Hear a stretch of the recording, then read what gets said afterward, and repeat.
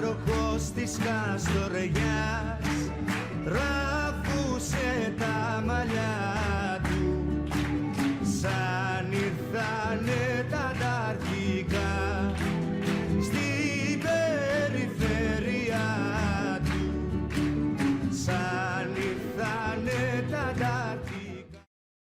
Hey, what's up, guys? This is Odysseus here, future Odysseus, your nephew, your comrade.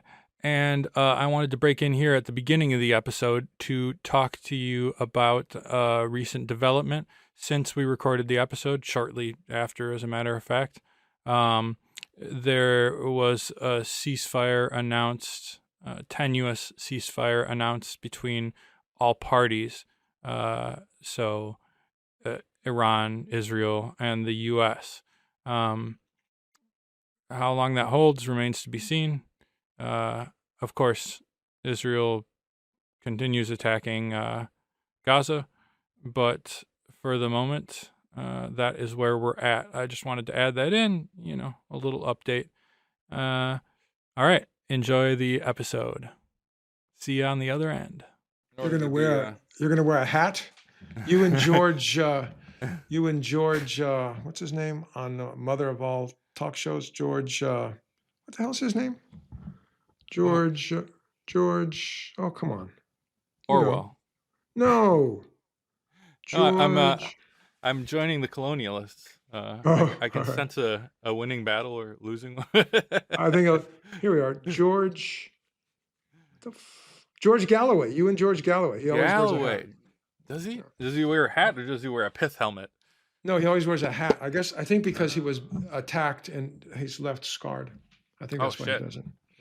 Oh, that's right. Gallo. Oh, I love that guy. Yeah, he's awesome. He's pretty good. He's a little too Christian for me. I'm sorry, but he's a good. No. But and when he starts talking about, actually, all these guys, this is a bit of a problem. They start talking about woke. It's like, oh, please, just stop. Yeah, just stop. Yeah, no, I mean, he's not perfect on everything, but it's like allies on some of the important stuff. Yes. Now you're out of focus again.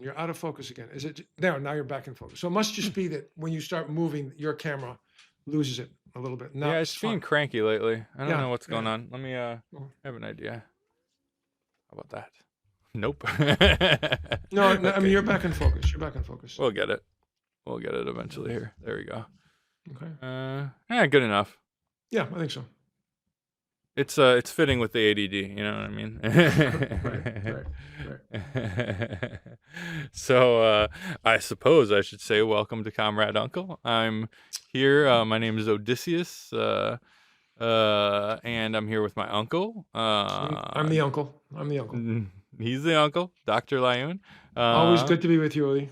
Oh, and by the way, so good to see you. It would be Odysseus. It shouldn't be Odysseus. I mean, that's the English pronunciation. It's actually Odysseus. Yeah, Odysseus Ladopoulos. Yeah, That's right. Named after that guy who was in a boat for a long time, and he found some guy, and he named it. And what did he call himself when he was in the giants that had only one eye? He called himself Utis. No man. Utis. Yeah. No man, right? Is that Utis? No man. I'm no one. Utis, yeah. Utis, right. Yeah. That's right. Utis.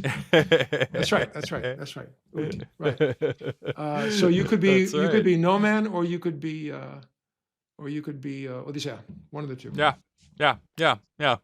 Just don't call me late for dinner. Your grandfather used to talk like that. Oh, did he? My dad. Nice. That's what he would. Nice. You can call me this. You can call me that. Just don't call me late for dinner. It's got to be a World War II Depression era. It certainly something is. That those guys did. I have no earthly idea. Oh, I love that guy. So he's long dead. Whatever. We all die. We all do. Rest at last, huh? So, we wanted to talk about a couple of things today. Let's see. We've got some good news. We got some bad news. We got lots of bad news. We got, but we do have some good news. Well, there's actually some, I think, horrific news. Yes. And just for the people who do listen to us, there are analysts much more well read and thoughtful than certainly than me. I'm thinking of, as we just mentioned a minute ago, George Galloway. I'm thinking of Nima. I've forgotten Nima's last name on Dialogue Works. I'm thinking of Electronic Intifada. Actually, I'm thinking of Danny Haifong. I don't know if I know him. Oh, he's good. India and Global Left. These are all podcasts. Of course, Chris Hedges. And one that surprises me over and over and over is Judge Napolitano, who I always thought of as a pretty right-wing guy, libertarian kind of guy. But he has some just remarkable guests. And in terms of, and it matters for what we're going to talk about today, because in terms of analytics, I think, in terms of world situation, these guys are good. One of the things I've noticed that happens over and over with all of them, and no disrespect to any of them, they're, again, smart guys, is they seem to miss the boat domestically. And what I mean by that is they will, of course, what's happened here is that Israel perpetrated a sneak attack on Iran, I believe it's 4 or 5 days ago, while the United States, unprovoked, while the United States was stating, it occurred on Friday night, and the U.S. and Iran were supposed to talk again on Sunday. That would have been Sunday. That's a week ago. Gosh, that would have been Sunday last. So we're talking way more days. We're talking about over a week now. Sorry. And there was analysis of this. And then last night, the United States, after Trump said, well, I'll make some decision in a couple of weeks what I want to do, after his director of national intelligence, Tulsi Gabbard, stated that the consensus of the intelligence community was that Iran simply was not working on a nuclear weapon. They just weren't. Yeah. So Trump said, well, I don't care what she says. I think they are, but I'll make a decision in 2 weeks. And then last night, he sent several B-2 bombers and attempted to bomb 3 nuclear sites. Well, actually did bomb 3 nuclear sites. Supposedly. In Iran. Well, no, I've seen the holes from pictures. How much damage is actually done is, of course, unclear. The Iranians say no. No, I mean supposedly nuclear sites, not supposedly bombed. That certainly bombed. Yeah, supposedly nuclear sites. These were from the information that is released. They were nuclear sites. They had been emptied out several days in advance. Right. So that's but the point, though, my point is not exactly that. Of course, it is that, and we need to talk about that briefly. But the real point I want to make is that in the analysis of what Trump had done by supporting Israel's war of aggression, as well as Israel's genocide, which, by the way, it's not just Trump, it's Biden, and before Biden it was Trump, and before Trump it was Obama, that basically was perpetrating these illegal acts that were using drones to kill people extrajudicially and so forth. But in continuing that, some of these guys, and I'm thinking of on Danny Haifong's program this morning, and on Nima's discussion works, or whatever it's called. They said, we thought that Trump was, I'm paraphrasing, a man of peace. We thought he was something somehow better than this. That's certainly how he pitched himself. Yeah. No, it is. But it seems to me that the only way you could say things like that is if you've completely ignored what he's been doing domestically. I mean, I think that he is a fascist-leaning, I would call him a fascist, definitionally, individual surrounded by definitional fascists in his cabinet, incompetence as well as fascist. They do seem to go together. Well, no.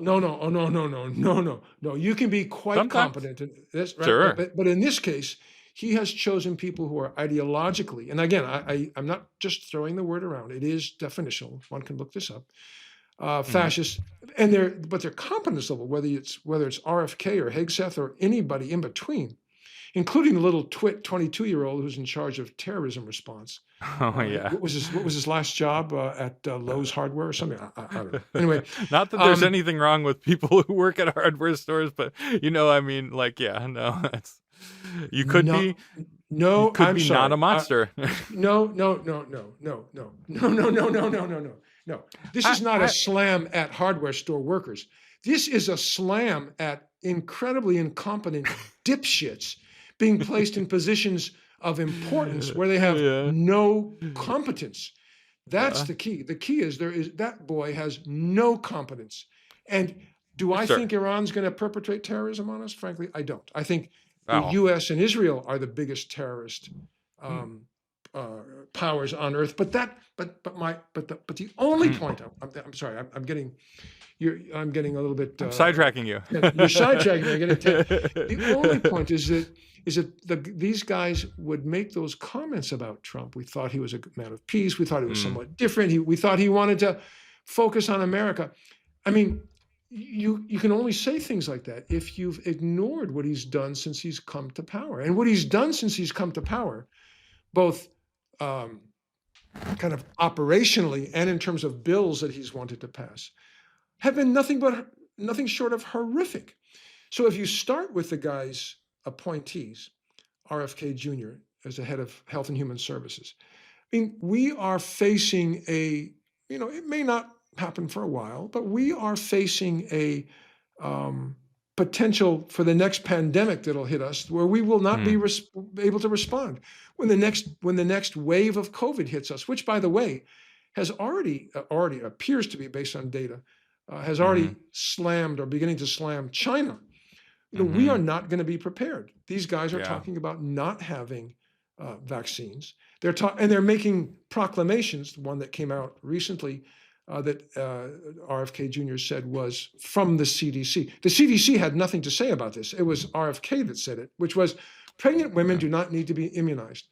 The American College of Obstetrics and Gynecology, which in the past was asked to weigh in on this as well as CDC, said unequivocally that's wrong. That's just wrong. Women who are pregnant are at increased risk, and their children, once born, are at increased risk if the mother doesn't have immunity to COVID, because a good swath of the neonates' immunity comes from their mom. That's why one of the reasons breastfeeding is so important, of course.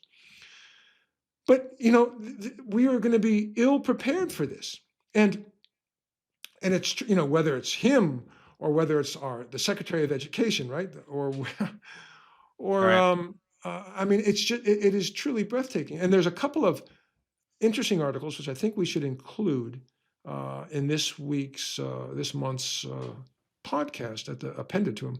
One is this article by lead author is Reichman on allogeneic stem cell transplant that literally, I'm going to overstate it slightly, that literally cures type 1 diabetes mellitus. It's pretty incredible. It's way incredible. Now, this is just a safety and efficacy study. There's only a total of, I believe, 14 patients. It's very small. But the article is worth looking at. And again, we will include it, I think, at the end here. But because what these authors have done is take work that was, it's not work that was basically clearly funded. And the reason I'm hesitating is I'm just trying to think sort of how far back to go. I worked for years. I worked in the lab. I had a research lab. It was not ultimately successful, but that's okay. It was science. Doesn't matter. But I worked with a remarkably smart guy, a guy named Ammon, Ammon Peck, Peck, at the University of Florida. He still is at UF. He still is an immunologist. And he was doing work at the time, different from the work I was trying to do, that looked at stimulating stem cells to become islet cells to cure diabetes. And for a short time, actually, he thought he had the answer. He succeeded, and then it was like, and then he lost it. Then he just it was gone. He couldn't make it work anymore. And it's one of the things that happens in science. But that's probably 20 years ago. All of his work was NIH funded. He did form a company, and there was some people that invested, but that company's now gone. But all of his work was NIH, or National Science Foundation, but basically federally funded work. As I expect was this work of Reichman's that's recently come out. And the reason I want to mention that, the reason it's important to mention that, is because what we have today, and again, this touches on the issue, I believe, of what I would call, what I would like to call, it will not make sense initially, but of one big union, the Wobblies, one big union, international workers of the world, viewed all workers as workers. Didn't matter whether you were physicians, you're still your brain, your intellectual workers. If you work in a steel factory, you work with your hands as well as your head. They viewed it as everybody as one big union. Of course, they were destroyed. But the reason I mentioned them, sort of in a parenthetic way, is that because what we are facing is an administration that takes how many hundreds of millions of dollars, $400 million from Harvard. I don't remember how many hundreds of millions from Columbia and other universities. And what those monies are research monies. That's what these are. That's what these are. They've slashed research funding, and the work that we are referring to today that may actually cure type 1 diabetes. Now, again, this is a safety and efficacy study. That's all it is. There's only 14 patients, but it looks like this works. So of course you need to do now bigger studies. It will not be inexpensive because you have to stay on immune suppressants, probably for your life if you're going to be on this. But again, interesting. When I say it won't be inexpensive, I'm actually specifically referring to big pharma who will take these findings that are funded by us, the people of the United States, and they will commercialize them, and they'll try and make a lot of bucks. This should not be. This should not be. What should be is that we help fund and finance this basic research. Something good comes out of it, and we should be able to sort of reap those benefits without going bankrupt, as well as if there's got to be pharmaceutical companies, that's fine. Make a fair profit. We can talk about how to define that. But it will be expensive, and it shouldn't be. But part of the expense is also going to be because people who get these islet cell transplants, again, assuming this actually works, and it does look like it will work, because they have to be on immunosuppressants for the rest of their lives. But it is remarkable work that's only possible because 20, 30, 40 years ago, people at the National Institutes of Health, the National Institutes of Allergy and Infectious Disease, and on and on and on and on, National Science Foundation funded basic work about how do you take blood cells and separate those blood cells into stem cells and other cells. Stem cells, which are cells that can become anything. And then how do you turn those stem cells on specifically to make bone, to make islet cells in the pancreas, and on and on and on. That work is slow, expensive, multiple false leads before you get there. My professor and colleague, a guy who I think very highly of, Dr. Peck, was on his way until he hit a dead end, and it all blew, and then he couldn't do it anymore. Somebody else picked up and found a different way to do it. But it's all expensive, it needs to be funded, it's federal funding, and that's what Trump and his foolish minions have slashed. And the reason that matters is because one of the few things that actually works in our United States today, our infrastructure is a mess, transport's a mess, education is a mess. We have been defunded, unfunded, underfunded for decades and decades and decades. Yeah. But one of the things that actually did, at least until recently, work was biomedical science. I mean, there are flaws, don't misunderstand me. I know you and I have discussed this previously. The health system is an unmitigated disaster. I am part of that unmitigated disaster. I've been involved in it for 45 years. But as I've stated, I think to you, the first political debate I had as a 21-year-old undergraduate at UC San Diego was with a young man who was a member of the Young Americans for Freedom, a right-wing Republican group at the time. They're probably moderate now, but they were the extreme right at the time. And the debate was on the American health system. He took the position that this is the best system in the world, the best time in the world. And I said, even then, as a 21-year-old, I said, oh my God, you are wrong, and this is why. And 50 years later, I'm still having the same debate. It's the same debate. We've gone nowhere but essentially backwards for decades and decades and decades. they are slashing the funds that could make this system, at least research-wise, better and improved. Mm-hmm. They are, in addition, with their whatever that bill is called, it's such an idiotic name, big beautiful bill, whatever that stupid name is, to cut Medicare, and Medicaid, right? Medicaid, which is a state, federal, dual financed medical program that funds children, that funds dialysis for children, that funds medical care for children, that funds nursing homes for old people who are poor. They want to slash that, and they want to slash it. They want to slash it. They want to slash it. So these motherfuckers can get a tax cut. These motherfuckers who are so greedy,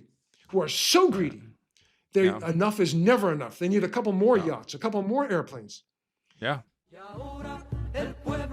Que se alza en la lucha con voz de gigante gritando adelante. El pueblo unido jamás será vencido. El pueblo unido jamás será vencido. And that's what they're doing at the same time that we are increasing our spending on so-called defense, well over $1 trillion now. And at the same time that we are now involved, not just as if this wasn't bad enough, of course, not just that we're involved, involved with Israel's genocide of the Palestinian people. It is genocide. Anybody who doubts that simply needs to go to every human rights organization in the world of any substance, including, by the way, B'Tselem, an Israeli organization, whom I have nothing but respect for. Yeah. Or go on freaking, go on Instagram. You can literally watch it. Of course. But I'm not talking about that, because people say, well, it's just AI. No, it's not just AI. No, it is not. But not only are we complicit in and assisting in the perpetration of genocide, we have now become complicit in and active participants in illegal war of aggression. Now, that war of aggression is against Iran, which we may have, and we do have our disagreements with. And if you want to understand why there may be disagreements, all you have to do is go study the history, and you will see why they exist. Why do they chant death to America? I just can't imagine. But it might have something to do with overthrowing their government that was democratically elected, and then putting the Shah in, who was a butcher. It might have something to do with our assassinating their scientists and their politicians. Be that as it may. Okay, we've got some disagreements with them. That's why you talk. You and I don't talk because we have to come to agreement. We talk because we talk. But when you have an enemy, purported or otherwise, you talk to sort of solve issues. What we've done, along with the Israelis, is we have now begun another illegal war of aggression, right? Which is, if you remember the Nuremberg trials, aggressive wars are the crime of crimes, the crime from which everything else stems. When we did this in Iran, actually we did it in Vietnam. Forgive me, we did it in Iraq. We did it in Vietnam, and now we're doing, Korea. More than one. But we're doing it again. And so when, again, this is many, many, many, many words to say, when the guys, the analysts, who, again, they're all smarter than me, they're all better read than me, when they talk about Trump and say, but we thought he was somehow different, it's as if they've not paid attention to what he does here at home. And maybe they don't have the bandwidth to do it. I don't know. But they're all good, smart guys. But what he's doing here to us, and that ranges everything from his so-called big beautiful bill, Medicare, Medicaid, the appointees that he's got, both from the Department of Defense, Department of Education, Department of Health and Human Services, to what he's trying to do and has done, him and his ilk have done, to women and their ability to control their bodies. It's beyond criminal. So it should come as no surprise that what he's done is get us involved in an illegal war of aggression, which is not going to end well.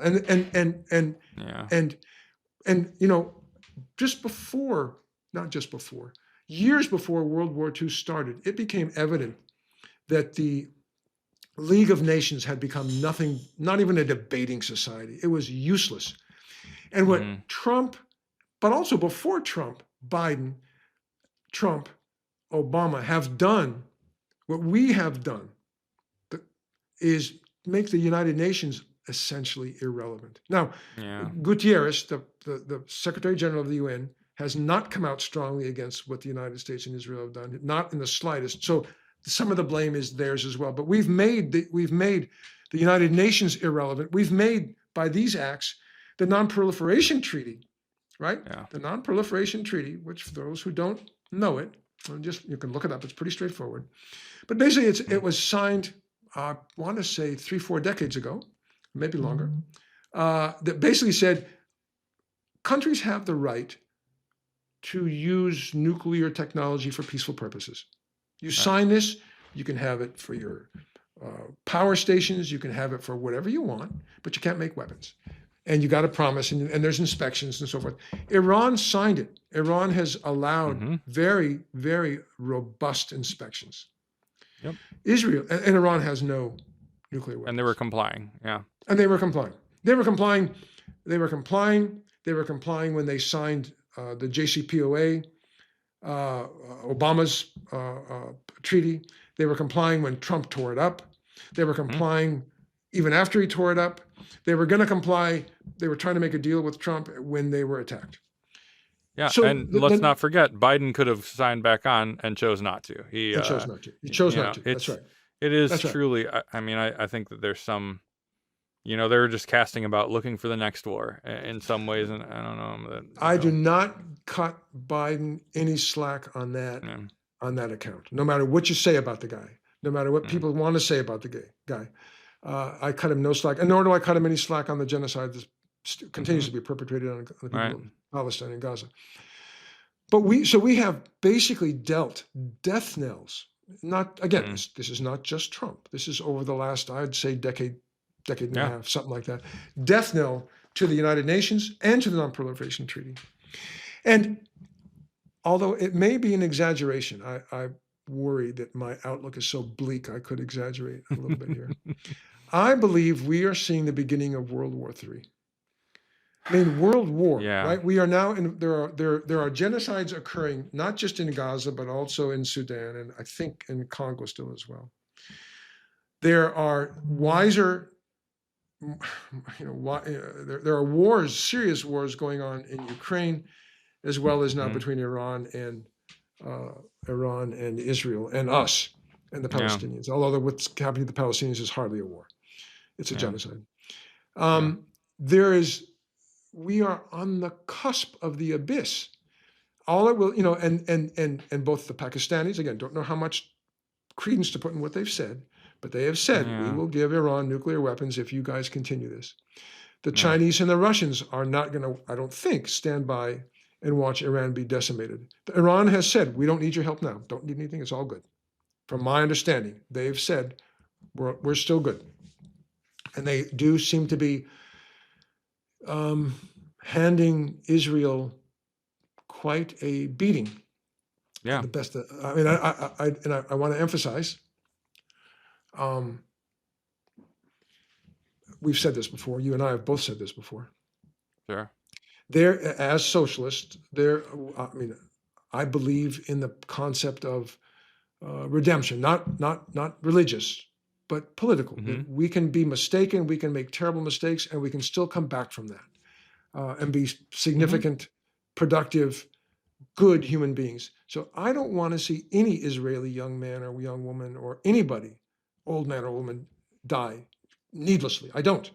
Nor do I, of course, want to see any Palestinian, whether they're a fighter or a civilian. I don't. I want us to be able to figure out a way to live together in a world that works. That's what socialism is. Yeah.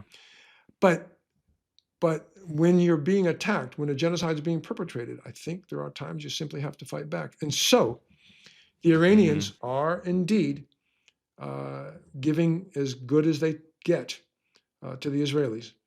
And they've said, from my understanding of the talking heads, again, who are the analysts, they've said, we don't need help Russia, we don't need help China, we don't need any of this stuff right now.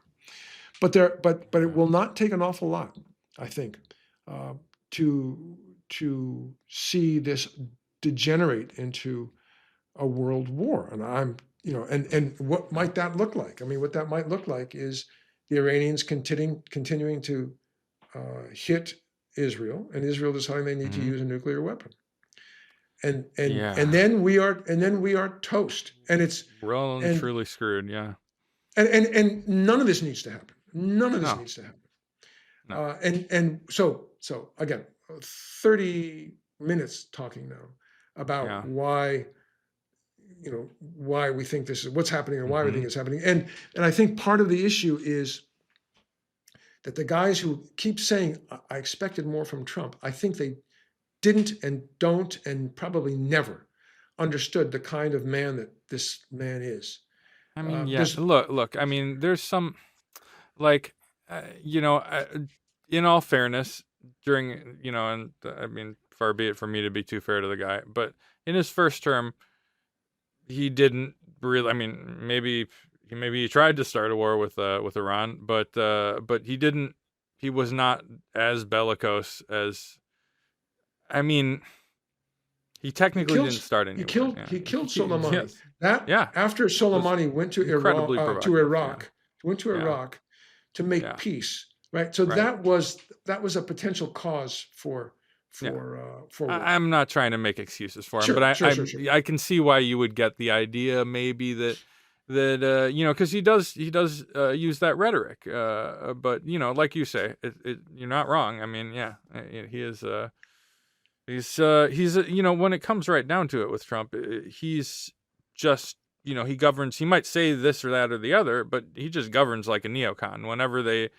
tell him to do, jerk his chain or whatever, or I mean, maybe he doesn't even care. Maybe it is not even, it's just, he'll say whatever the hell. And then regardless, for whatever reason, he just does govern exactly like a neocon.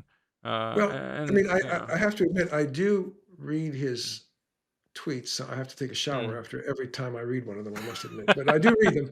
And it does seem like he just, whatever pops into his, treponema pallidum addled brain, if you get my drift there, it comes out in Truth Social in his tweets. I mean, it's pretty pathetic. The stuff that he put out after attacking Iran was just an embarrassment. So I mean, worse than an embarrassment. So, but the several points that I think would matter. I don't know, is number one. We just talked about an article that's been published with materials and with real science, funded by the people of the United States of America, that could end type 1 diabetes as we know it. There may be a problem. It may not work, but it looks like it does work. You need bigger studies now. But I mean, this is only possible if you fund research. Research is only possible in research universities. Research universities are where people like me spent almost 30 years at University of Florida, a pretty big deal research university, talk and argue and think and, have ideas that people didn't have before that allow you to make advances. And if you police that the way Trump is trying to police it, the way the university leaders are trying to police it, including, by the way, the leadership of the University of Florida now, and other universities, Columbia, for one, you will destroy yourselves. You will destroy what works in our university system. I mean, and Trump and his national funding agencies, National Institutes of Health, are destroying what works. That's one. And two, we haven't touched on too much the whole measles problem, which is still a huge problem. It's now, the last time we talked, there were, I think we said 400 or 500 cases, I don't remember, and they were pretty much Texas, New Mexico, Oklahoma. Well, it's now in 39 states. There's something like 1,400. There's been 1,400 cases. There have been 12% of these cases, 100 and some, hospitalized, and there's 3 deaths. I mean, utterly preventable with vaccine. But what has HHS lead Kennedy and the people around him done? They've minimized, they've poo-pooed, they've said these vaccines are dangerous. Don't do them. Yeah. I mean, what they are Total doing junk is science. it's junk science. It's not even science. So Yeah. it's not even science. They're Yeah. dragging us to war, destroying what works.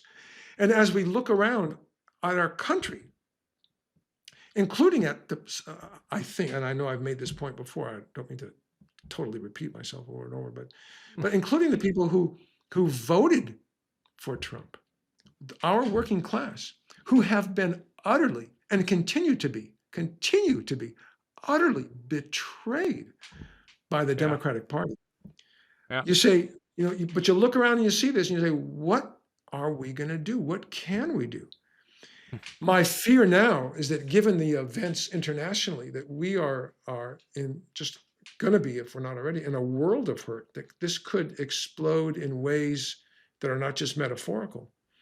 And it is terribly concerning. Yeah. And we have been led to this. Again, I want to emphasize, I detest Trump. I think he's worse than slime. It's an insult to slime to call him slime. Yeah, that's the problem. Yeah. He is, as some people say, he is a poor man's idea of what a rich man is like. But it's not just Trump. It is all the people around him. And it's the people who came before him, they might have been slicker or spoke or written better than he does. Yeah. But they didn't change anything. And that frankly, after Jimmy Carter forward, and that includes people on whose campaigns I worked, my wife worked, that are just nothing but disappointments. I mean, even Jimmy Carter, it's like, we talk about the origins of the conflict with Iran. I mean, he didn't do anything better with Iran. He certainly was, involved in a great deal of fuckery, and it's not, I mean, which isn't to say he hasn't said good things since and yada, yada, but it's like the machinery of empire has not been dismantled by any president, barring not even the attempt. Lincoln. Yeah, not even the attempt. Yeah. Well, maybe Lincoln. I mean, Lincoln did argue that the Mexican War, the war that the United States perpetrated on Mexico to take Arizona, California, and New Mexico, and so forth, was wrong. I mean, he did say that all those years ago. He didn't give it back, but he did say that. But in our sort of more modern era, really, all we have seen is betrayal of the U.S. working class by the Democratic Party, which was once, at least to some extent, to the greater extent or lesser extent, the party of the working class. Certainly under FDR it was, maybe under Truman, but the loss of our ability to form unions, strong unions that were on the streets, has been part of the reason why time after time our people get bamboozled into wars that are wars against people they have nothing against, should have nothing against, that while their own standards of living simply deteriorate, not just standards of living. I mean, part of the disgrace for our country is that the lifespan of men and women across the board has decreased by something on the order of 3 years, I believe. It was over the last 4 or 5 years. It's down by 2 or 3 years. It's dramatic. Right. We have really fallen off the curve, really fallen. And you just don't see that except in societies that are collapsing. And while it may not look like, I mean, I look out the window, it looks the same. I mean, it looks sort of the same to me. It may not feel that way. I think the reality is we are collapsing. And unless there's some political movement, and the No Kings marches that's maybe a start, but it's not enough. You need organizing. You need to be able to look at the big picture. It's not just Trump. The problem with the No Kings movement is too much of it's all Trump, but it's not all Trump. No. Yeah. Trump continues to perpetrate a genocide that Biden allowed to start and refused to stop. Right.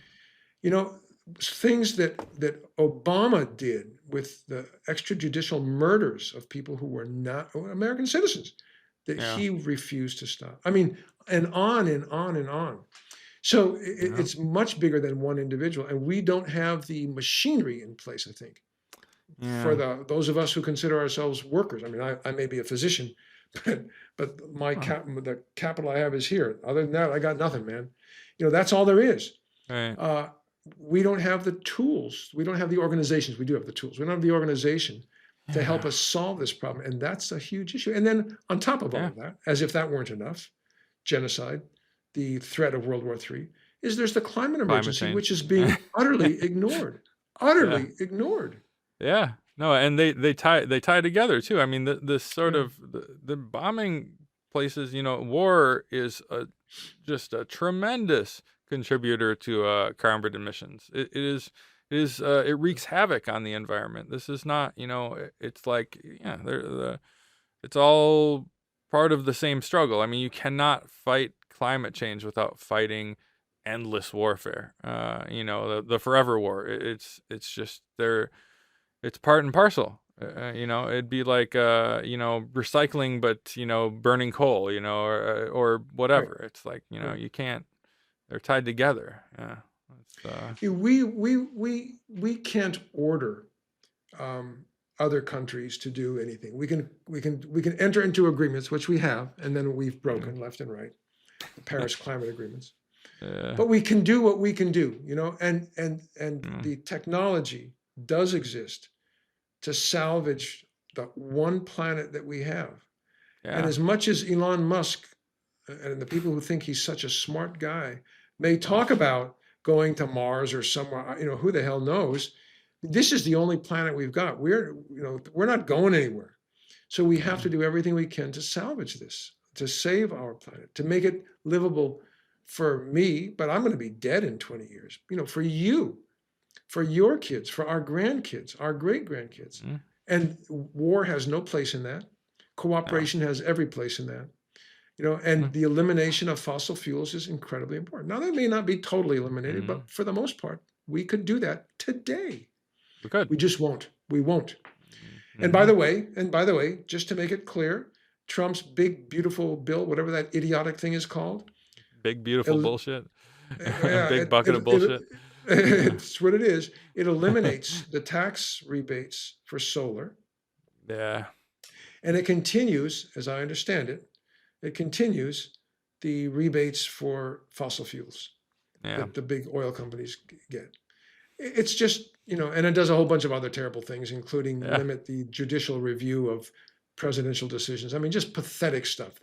It does attempt to destroy with the pathetic remnants of this democratic experiment, which, I think is worth trying to save. Yeah. But I'm afraid, and of course, this is why we wanted to have this, do this podcast now, which we really need. Yeah. And I'm not trying to give you grief. I know you do all the things you have to do, but it needs to come out. It needs to come out. This is, we are in deep, deep trouble. Deep trouble. Yeah.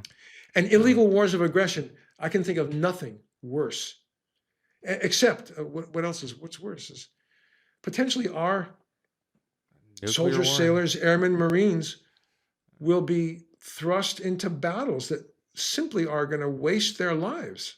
Full stop. I get like alerts for stuff anyway. I noticed on the March 30th, I believe it was, they mobilized, just from Wisconsin, they mobilized 600 National Guardsmen and sent them to CENTCOM, which is the, basically, cut a long story short, it could be a few different places, but it's the Middle East. It's so it's like, they're preparing for this stuff. I mean, it's it is it's in the books, it seems like. It's in the I hope not. And I hope not. And while this is ongoing,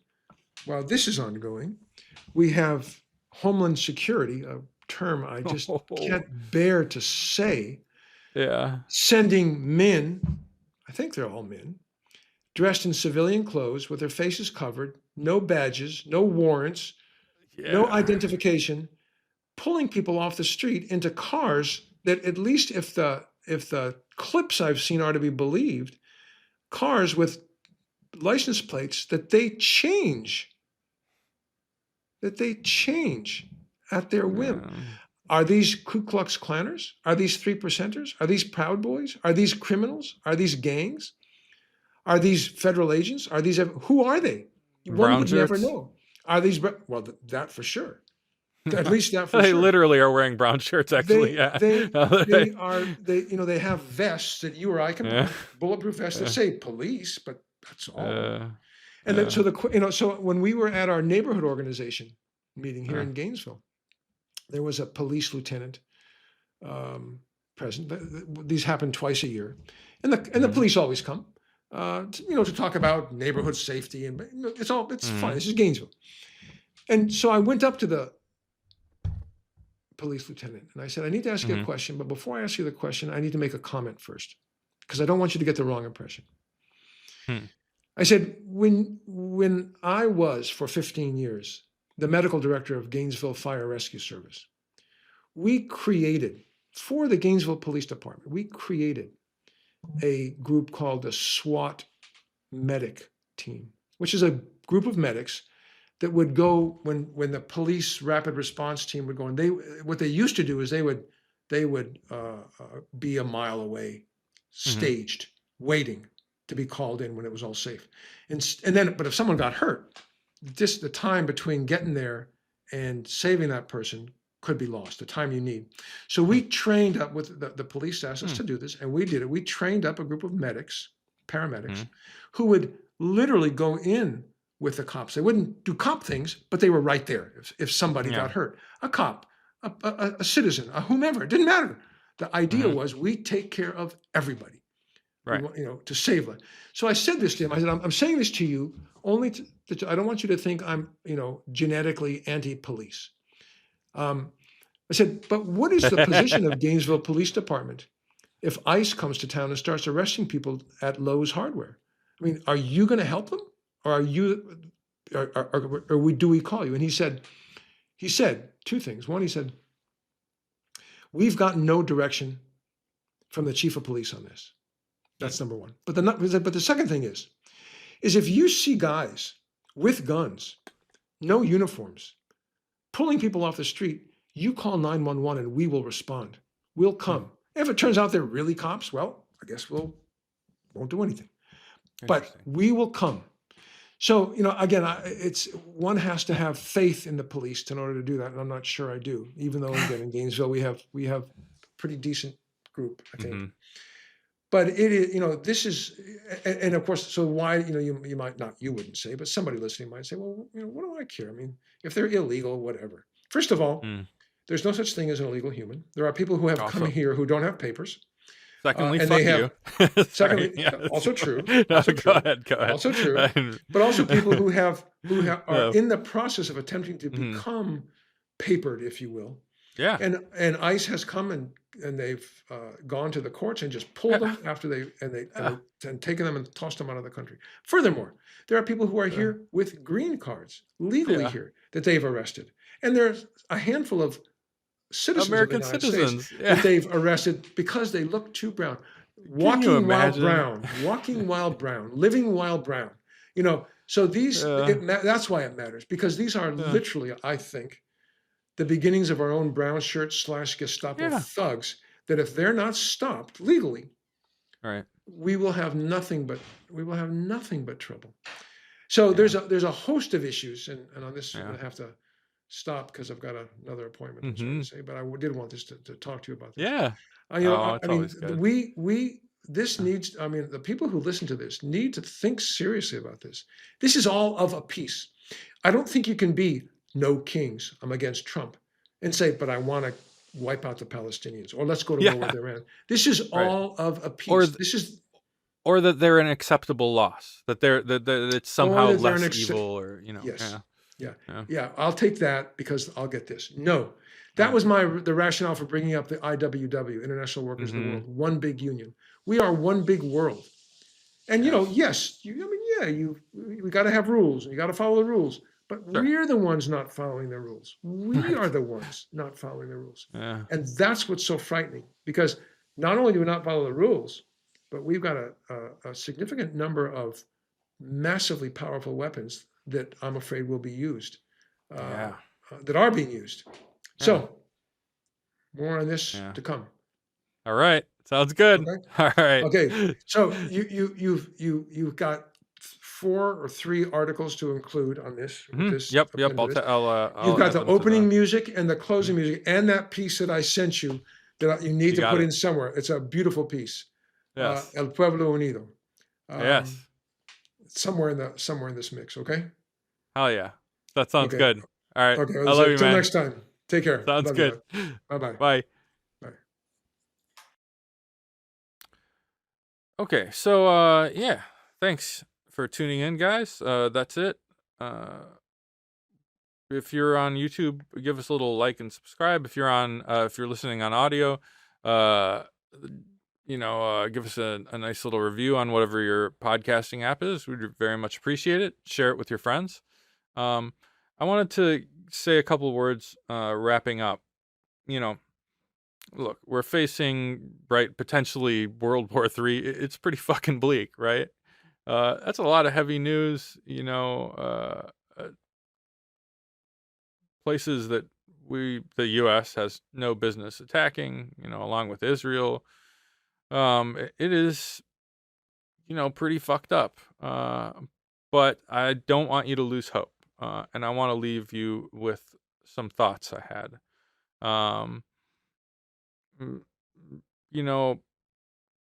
We are in a tough spot. There's no doubt about that. But it's, while it is in some ways historically unprecedented,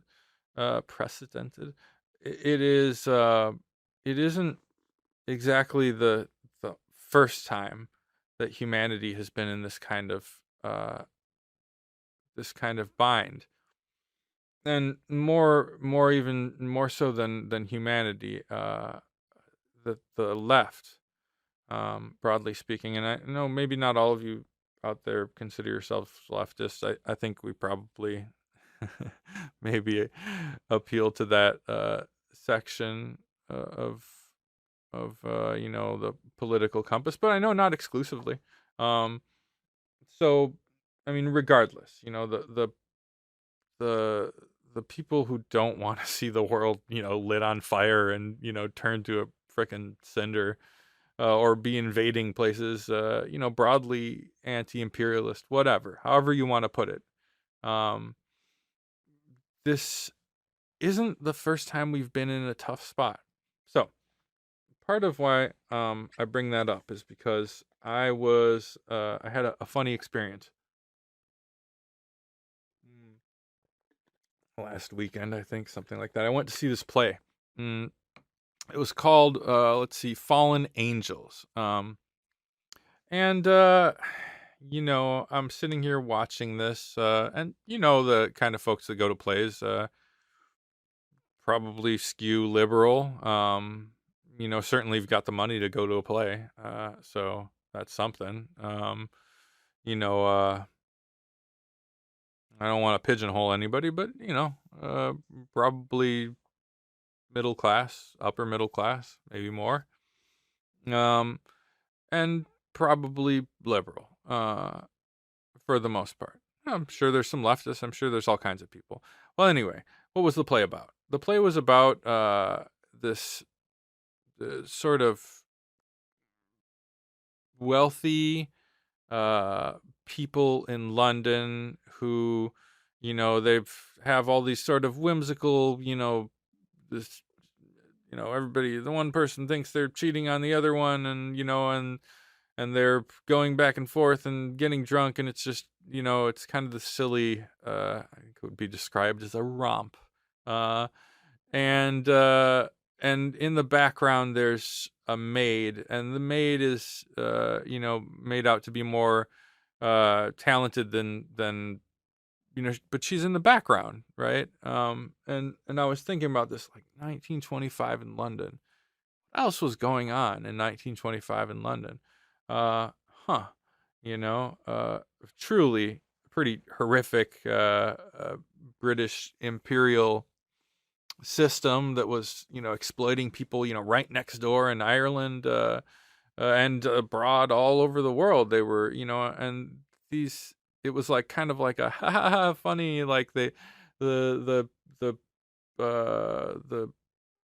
bosses of the servant, would refuse to call her by her name, and it's just like I kept kind of waiting for the other shoe to drop, um, and for them to be like, turn it on its head and be like, actually, this is a critique of class, and like these silly bullshit that these people are preoccupied with, uh, is in fact, made out to be, meaningless ultimately, and like the whatever, but no, in fact, it was just a thing.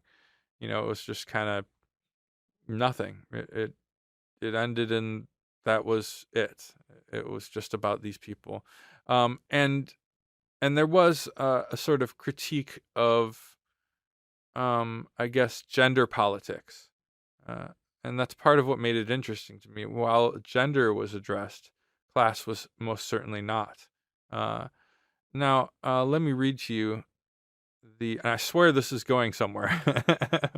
May sound like a strange aside, but I have a point. So this guy, Noel Coward, wrote Fallen Angels in 1925 I'm going to give you the blurb, during a period of social transition in Britain, especially for women. The interwar years saw women gaining more rights, entering public life in new ways, and beginning to question the boundaries of marriage, propriety, and domestic expectation.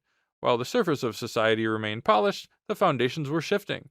Coward readily seized on this shift, and through his plays, stories, and songs displayed a keen sense of what audiences wanted to hear. This part's important. A keen sense of what audiences wanted to hear, and an even keener sense for what they were afraid to say out loud.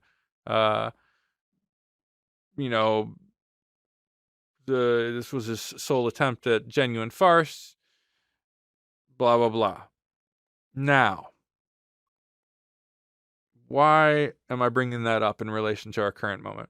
So, at this time, there's sort of a reassessing of cultural stuff. Gender is being, gender roles are being questioned, and what does this guy do? Right? He knows his audience. He shows a slice of kind of the equivalent of pretty wealthy liberals. And he's got this funny play for them, and they love it. And as I was sitting there, the people around me were like, they loved it. They thought it was just real funny, and maybe any sort of critique of it that could be had was lost on them. Now, why does that relate to our current moment? It's because I was sitting there, right, surrounded by these, liberals, and they're all laughing at this this play set in a time when that focuses on these people, reassessing gender roles and stuff, during a time when the British Empire is just doing brutal shit. Truly just massacring people, committing genocides, brutally oppressing folks. And at the same time, these guys are having this sort of whimsical romp, and the audience loves it. And the audience now loved it, while there is war and genocide and all this horrible stuff, and it doesn't have a class critique, right? It's just like silly, and the servant blends into the background. So, now, why does that relate, and why does that give me hope of all things? That seems like it's fucking discouraging, right? Well, at the same time as that was happening in Britain, and at the same time as the British Empire was doing, horrible shit all over the globe, there were also incredible movements, nascent movements of liberation, liberatory struggle. I mean, from Vietnam to to the Soviet Union, to all over. There was all these fights. There was, in fact, a great reason for hope. And the British Empire did fall, right? They're sort of still around as a shadow of themselves, but they did fall. So why that gave me hope is, even though the situation was bleak then, and the people watching the play then, and the people who the play was written about, were all, sort of self-obsessed people at the core of empire. There were still things going on in the world that would shake the foundations of capital, that would destroy empires. So, that gives me some measure of hope in a sort of way. I mean, maybe it's weird, but it does give me some hope. And that's, I think there's great possibilities, even when it seems bleak, even when it seems like empire is ascendant, even when the ruling class is on top and they're just punching us in the face over and over. There's often more hope than it seems like. Lenin once said that he didn't think change was going to come in his lifetime. Then the Russian Revolution happened. I don't know where we're going next. And I don't know where to look for the sort of the details of hope. I mean, I know the broad outlines, resistance movements, but the rise of a multipolar world. Those are all something. But I do know that in times past, when things looked hopeless, there was in fact hope out there. And I think that it's true now that there is hope. Maybe it didn't seem like it if you were an Irish person that happened to be at this play, watching this farcical, whimsical bullshit, and seeing all the people laugh at it. Maybe it would have been easy to feel hopeless. I mean, it took a long time, generations, from that moment for Ireland to achieve independence. But people didn't give up, and that's why we shouldn't give up. Because even in the darkest moments, we keep fighting because we owe it to the future. And because we owe it to the past as well. They didn't give up on us. We shouldn't give up on them. They fought and lived and died to try and change the world for the better. The least we can do is keep that fight going. So, keep the hope alive, my friends. I do believe that we will overcome. And the path to that liberation, that glorious day of liberation, lies through internationalism, solidarity, and the fight for equal rights and justice for all. So, keep the fight alive, comrades. Odysseus out.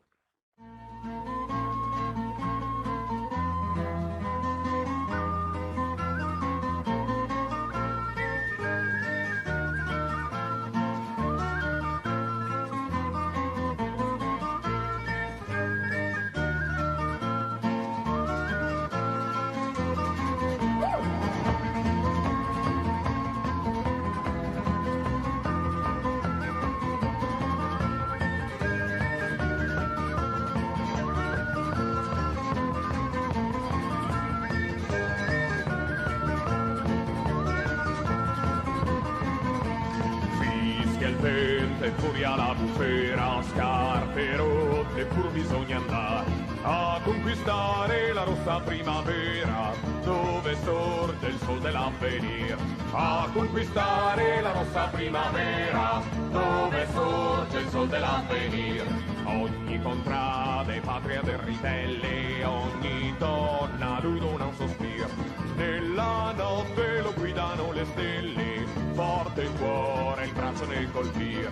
Nella notte lo guidano le stelle, forte il cuore, il braccio nel colpire. Se ci coglie la crudele morte, dura vendetta sarà del partigiano. Ormai sicura è la dura sorte del fascista vile traditore. Ormai sicura è la dura sorte del fascista vile traditore.